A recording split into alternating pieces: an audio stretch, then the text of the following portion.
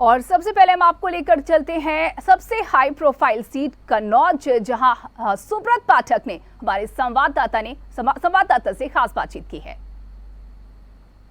कन्नौज में मतगणना शुरू हो गई है और हमारे साथ में बीजेपी प्रत्याशी सुब्रत पाठक मौजूद हैं। सर, मतगणना शुरू हो गई है, किस तरह से देखते हैं मतगणना, किसकी जीत होगी, क्या लगता है? निश्चित रूप से प्रधानमंत्री श्री नरेंद्र मोदी जी को फिर से प्रधानमंत्री बनाने के लिए जनता ने मतदान किया है, तो स्वाभाविक है कि मोदी जी फिर से प्रधानमंत्री बनने जा रहे हैं।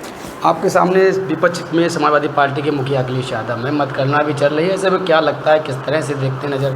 नहीं, तो उससे क्या फ़र्क पड़ता है? देखो, वो चुनाव अपने लिए लड़ रहे, अपनी विचारधारा के लिए लड़ रहे, हम लोग अपनी पार्टी अपनी विचारधारा के लिए चुनाव लड़ रहे, तो वो अपना लड़ रहे, हम अपना लड़ रहे, उससे क्या फ़र्क पड़ता है? लगातार उनके द्वारा ट्वीट किए गए थे डीएम और प्रशासन पर, क्या लगता है उनके ट्वीट आते हैं? देखो, वो जिस प्रकार से मोदी जी की, हमने कहा ना, मोदी जी की जिस प्रकार से जो लहर थी, तो वो साफ लोगों को समझ में आ रही है। और जब से एग्जिट पोल आए हैं तो ये वो लोग बौखला गए हैं और स्वाभाविक है कि लगातार इनके नेतृत्व में समाजवादी पार्टी चुनाव हार रही है, तो एक और हार का ठीकरा शायद बर्दाश्त नहीं कर पा रहे होंगे।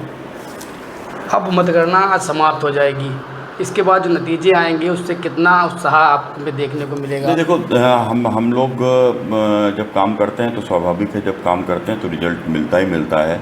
और मोदी जी ने जो 10 साल इस देश की जो सेवा की है, खासकर गरीब शोषित वंचितों का जो कल्याण किया है, भारत का सम्मान दुनिया में बढ़ाया है, भारत में जिस प्रकार से हर क्षेत्र का जो विकास हुआ है, वो विकसित भारत का जो संकल्प है, तो वो मैं समझता हूँ कि उस काम के आधार पर ही जनता ने विश्वास किया है। कहीं ना कहीं 24 में भी अखिलेश को हार का सामना कन्नौज में देखने को मिल सकता है। नहीं, बिल्कुल 100% अखिलेश जी चुनाव हार रहे हैं।